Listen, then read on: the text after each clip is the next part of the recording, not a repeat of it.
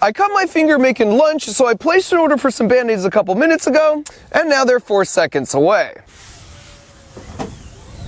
That is a nearly silent drone system that can deliver a package from the sky right to my backyard in as little as 2 minutes with dinner plate accuracy. And as far as I'm concerned, that's basically teleportation. This is the very near future of package delivery from a company called Zipline. It's been over a decade since we were first promised drone delivery that looked like this, and to be honest, I was never that stoked about it because I couldn't imagine that anyone would actually want something that big and loud with dangerously fast spinning propellers landing anywhere near their house. And that was a bummer, because with the explosion of people using Amazon or food delivery apps like DoorDash or Instacart, billions of doorstep deliveries are now happening every year. But when your lunch only weighs a few ounces, driving it to everyone with these 2-ton gas-powered vehicles is wildly inefficient, bad for the whole planet, and not to mention just really slow. Drone delivery would not only take a lot of cars off the road, but it would be a lot faster than a car, it would be fully electric, fully autonomous, and it would cost pennies worth of energy per delivery. And with Zipline, because the droid that lowers the package can move laterally in any direction, it can make a dartboard-sized precision landing even in high winds, while the main drone can stay 400 feet up in the sky, making the whole thing whisper quiet.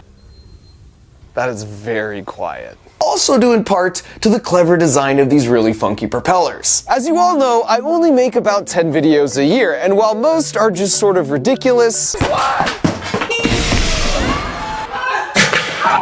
I like to dedicate one video to showcase how clever people are using engineering to change the world for the better. And to be clear, the company I'm talking about today is not sponsoring this or paying me in any way. I'm just really impressed by the work that they're doing and how they're doing it. So we'll circle back in a minute to exactly how they're going to pull off deliveries using these short-range drones in a city, but it begs the question, if they can make it work there, why not use gliding drones to cover longer distances to deliver critical medical supplies for countries with lots of remote villages? Well, as it turns out, catapulting life-saving blood through the skies is what they've already been doing for over 6 years, which is why we need to head out to Rwanda to understand where this all started. And immediately after showing up, we were right in the thick of it, as drones were taking off and landing as another one lands every 90 seconds. They're coming from everywhere. And as a newcomer, it felt a bit chaotic, but if you're gonna rack up 40 million miles worth of drone flights, your team needs to be operating with the efficiency of an F1 pit crew, so here's a crash course on how it all works. It all starts with an order coming in from a doctor at a hospital, say for example for an emergency supply of blood. Then once it's all packed up, it gets passed out to be placed in the belly of the drone, and then the whole thing is placed on the launcher. At that point, they attach the wings, then secure the battery, followed by the nose cone. Then after some pre-flight safety checks, they launch the drone, all within 90 seconds of the order coming in. The catapult launcher takes the drone from 0 to 65 miles an hour in a third of a second, which is literally less time than it takes you to blink. And it's a pretty clever design too, because it means the drone immediately starts at its cruising speed, where it takes much less energy to stay airborne. Then once it's in the air, cruising at 70 miles per hour, it navigates its way to the hospital, and upon arriving, opens the trap door to drop the package, which lands safely using a parachute. Having now completed the mission, it continues making all its own decisions to autonomously navigate back home from as far away as 150 miles round trip. Then taking inspiration from an aircraft carrier, as the drone approaches, the military-grade GPS broadcasts its position within 1 centimeter, so these two poles know exactly when to swing up at the last possible moment, snagging a hook on the tail with the cable, which safely slows it down. Then once it's settled to a stop, their crew comes in to remove the battery and wings, and it all goes back into rotation. The whole thing is really impressive and incredibly robust, which means it works in pretty much any weather. And because there's no human steering it, it has no issues flying at night, so they run the operation 24 hours a day, which is how in 6 years, they've managed to make those 500,000 often life-saving deliveries. That is the uppermost top of the iceberg tip of how they're doing what they're doing. But what you should know is 6 years ago, all the experts told them this was a hopeless cause and failure was a near certainty, and they kind of weren't wrong. Building an engineering product takes time, so you prototype, you build it, and then you fail, and then you try it again, and you fail, and you try it again until you have this shiny product that you want. This is a different type of aircraft. This is not what we had. The first one used to land on these inflated mattresses. The vehicle had a hook on the back. It had a tail. The tail would deploy like an aircraft carrier. And then the fishing pole would pull it and it would land on the mattress. First of all, he's not saying that figuratively. They were scrappy in the early days, using actual fishing poles as you can see here. And secondly, this is Abdul. And what you should know about Abdul is he grew up in Rwanda, not far from where these drones are launching. And while he would eventually go on to do graduate work in robotics, attending both Stanford and Harvard, he got his start in engineering for much more simple means. I remember that I would make cars from milk boxes that, was left over. We would add tires there and use it as a car. Abdul was orphaned as a child when he lost both of his parents and all 3 of his siblings in the Rwandan genocide, narrowly escaping himself. But he didn't give up on his passion for engineering, and so as he got older, he would go around to all the local hospitals fixing their MRI machines for free using knowledge he gained from watching YouTube videos. Abdul was the very first Zipline employee in Rwanda, and he really helped to pioneer so many of the systems they have in place today that are now used all over the world. And so in an effort to test those very systems, I wanted to see if it was robust enough that even a total noob like me could send out an order. Oh, we got one. Panic! Don't worry. Don't worry, okay. Gloves, okay. Good enough. This is where the blood is, right? O positive. It's O positive. Yeah. I feel like I shouldn't be touching this. Stay calm, that's the #1 rule. Now you scan. Scan it. Do 6 grabs. Like this. 2, 3, 4. 5, okay. Ah. Just out here saving lives. And once I ring the bell, it's the drone team's problem. Okay, what do I do? Check if it's not tangled. And push it here. Out of my way, I'm coming through. The wings, how's that? Battery! Which one do we pick? There's so many. So after a final check of the drone's condition, a little bit of a look to the right and cough, we had liftoff. I'm a hero! We did it! I just saved a life, basically. Wow. How do you guys do this all day long? So now that I had a pretty good feel for the launch site, we headed out to see where some of these drones were actually flying to. So we left the launch site like 3.5 hours ago. We're driving to this remote hospital on these really windy roads. And as we've been driving, we've been tracking and seeing some of these zipline drones delivering blood and medical supplies to this hospital. So since we're about a half hour out, I thought it would be fun to place my own emergency order. Then it could meet us when we get there. Because when you need extra ointment, you just need extra ointment. And sure enough, a few minutes after arriving, I got a notification for an incoming package. This is wild because we're like 4 hours away on some really windy roads. I got it! Close, so close. And so after opening the package and checking their handiwork, I asked if I could speak to a few of the doctors. When's the last time you delivered a baby? In a few minutes ago. A few minutes? That's pretty fresh. For the doctors, it was like a miracle. With Zipline, we are sure that in 15 to 20 minutes we are going to get what we need, and you are sure that patient will be saved. But it wasn't just the doctors who were big on Zipline. I also spoke with a handful of patients who, for various different reasons, are all alive today because of a Zipline delivery.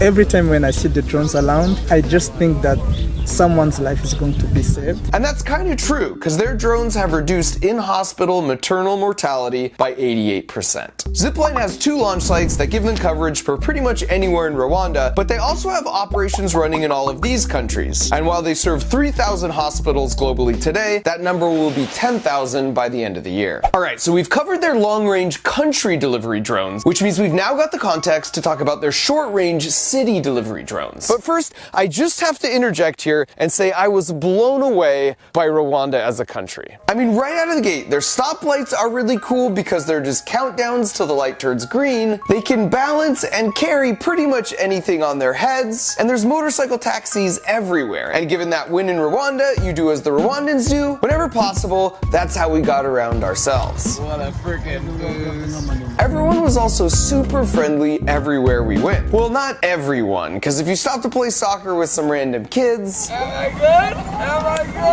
good? Just know they're not going to take it easy on you.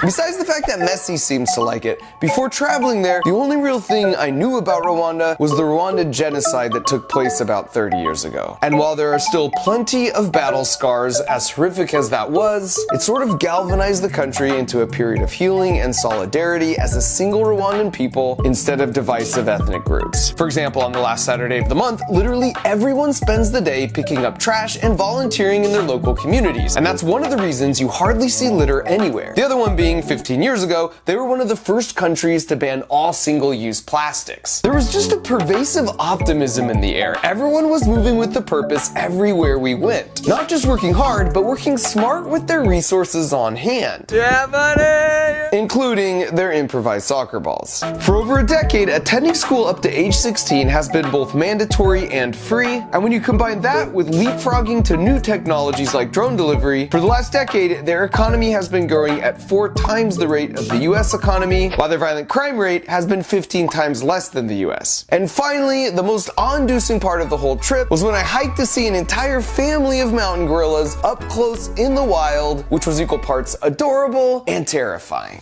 I think he's looking at me. Mountain gorillas only exist in these 2 tiny red regions, and while there's only 1,000 left in the world, I got to just chill with 20 of them. They're critically endangered, but thanks to Rwandan conservation efforts funded by people paying for brief visits like this, their numbers have climbed by 200 over the past decade. All that's to say that besides of course my own country, Rwanda is my new second favorite country. We got this. And next time I go back, I'm bringing a bunch of soccer balls, oh yes, which I will give away to any kid who just promises not to embarrass me. Okay, so now let's talk a little bit more about these new short-range city drones. Because for the 4 billion doorstep deliveries that will happen this year in the US, and that number doesn't even include Amazon, by the way, why not at least try and take some of those slow-moving, traffic-causing, 2-ton gas-guzzling cars off the road in exchange for a much faster delivery that's also electric, autonomous, really quiet, and zero emissions. And while their solution of dropping down a droid that could perfectly control its landing from super high up seemed promising and way better than something like this that had been proposed before, when they first told me about it, I had 2 main questions. 1, how loud and disruptive are they? Because the last thing we want are annoying drones buzzing by our rooftops all day. And 2, how safe are they? Because the other last thing we want is for those same annoying drones to start falling down on us from the sky. I also had a bonus 3rd question around how a business is even supposed to load in their items for delivery. And so in a search for answers, I went right to their headquarters, not that far down the road from where I live. And the first thing you notice in the lobby is this really cool projection that not only shows the total number of flights they've flown, now at over 500,000, but it also shows all the long-range drones they have in the air at that exact moment, delivering those critical medical supplies all around the world. And this isn't now just where they design and build all their drones, it's also where they do a lot of their testing. And they test pretty much everything in every way possible before getting it out to the field as quickly as possible. And according to their CEO Keller, this is something they discovered early on. Our key insight was we were dumb. And we basically always assumed we were dumb, and for that reason, when we designed things, we got them into the real world super fast and learned by serving real people. And you learn so much that you can't learn in a lab or in an ivory tower. And so before we actually hear just how quiet these things are, I just want to echo that all the best engineers I've ever known have had that same level of humility, knowing there's no better way to learn than to test and to break stuff. That's why I named the toy company I started that has the express goal of teaching kids to think like engineers, Crunch Labs. It's because things are supposed to crunch and to break and to fail along the way, and so if I could get them to do more than just passively watch a video, by building something alongside me while we talk about the physics of what's going on, then I know the principles will really sink in. Yes. So if you want to have a ton of fun while building up that resiliency in your brain like a muscle, just head to crunchlabs.com or use the link in the video description. Alright, so to answer my first question on the noise level, I'll just show you my actual reaction to the first time I heard it. I mean, I hear something. I cannot believe that's airborne. Are you serious? And I just wish there was a better way to convey this on video, but here's my best attempt. You'll first hear a leaf blower, then a typical hobby drone that weighs 1 pound, then their drone that weighs 50 pounds. And of course, I've kept the audio levels completely untouched for all 3.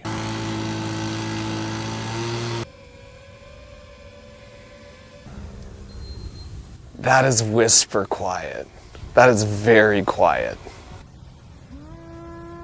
That cow is way louder That drone.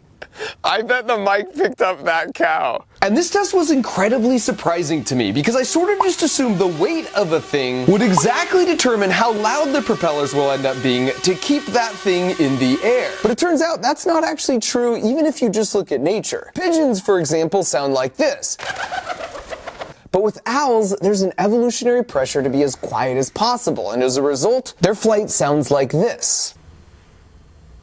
For this reason, to crack the code, Zipline actually did turn to nature. I study the hummingbird a lot, where you have sure. They have the worst case. They're tiny and they're really quiet. They just like hover there. You barely hear them. By the way, that's Keenan. He's another Zipline co-founder, and for you robotics nerds, he's the dude who invented ROS, which is the open source software used by basically anyone who wants to build anything robotic. So in an effort to try and visualize the secret of their quiet propellers, in this graph, the area under the curve could represent the energy from one of those annoying high-pitched hobby drones, where the closest of these spikes is the high frequency that's just sort of grating on your ears. So after studying the hummingbird and designing really wild looking rotors like this, Zipline figured out how to take those spikes and flatten them all out. So while the extra weight means there's still more energy or area under the curve, getting rid of all the spikes means it's much more of a constant whooshing sound, more like white noise that your brain just sort of doesn't register. They use the same quiet propeller approach for their long-range drones, as you can tell from this doctor with an impeccable taste in YouTube content who just wanted to say hi. You've seen my videos, now you get to be in one.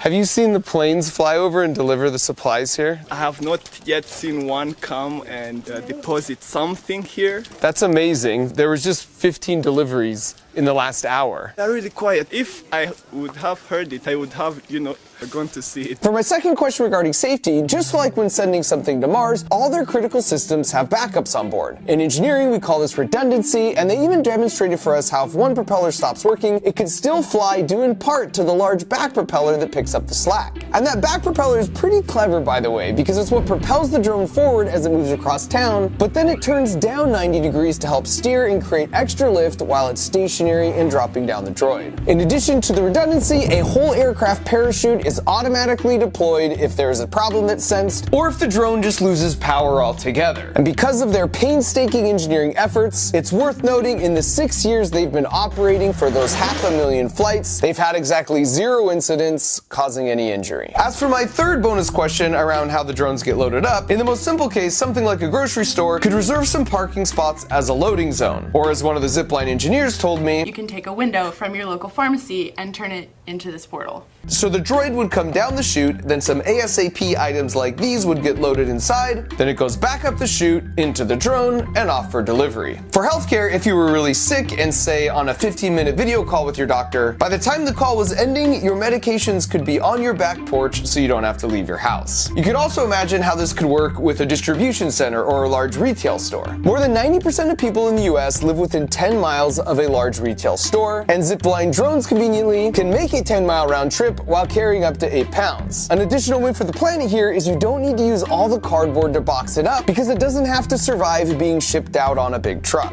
But this isn't just for big stores. Your favorite local shop or restaurant can now more easily afford to send a thing to your door, but at an ostensibly much lower cost than a person driving a 3,000-pound car to drop it off. And as soon as by the end of this year, customers such as Sweetgreen will start delivering salads straight to your backyard. And not having packages left on front porches is the worst news to hit the porch pirate community since the invention of the glitter bomb. Oh, you Alright, we get it, okay.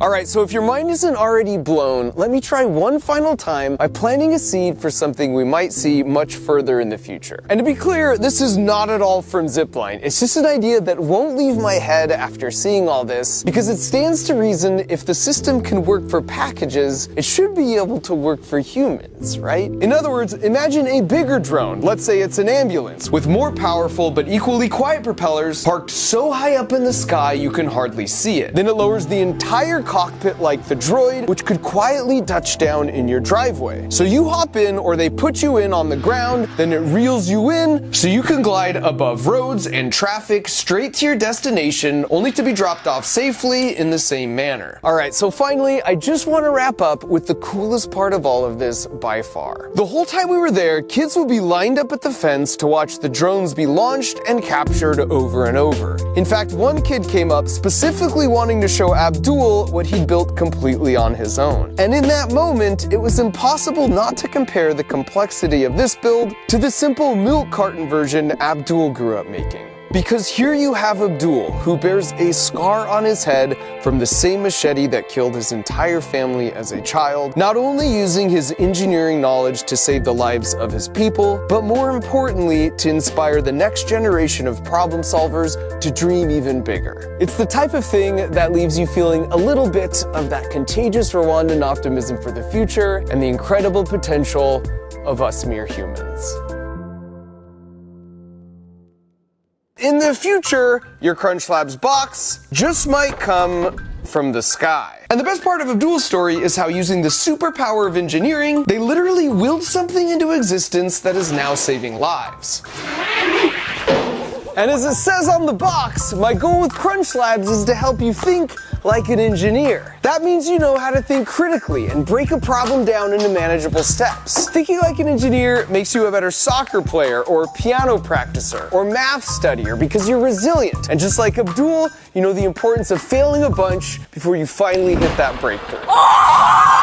So the way it works is every month a really fun toy comes in a box like this, and when you open it, there's a link to a video where you not only build it alongside me, but I teach you all the juicy physics principles behind how the toy works. And the best part of all is each month we randomly select one box to slip in a platinum ticket, and if it happens to be your box, oh my gosh! Oh my god!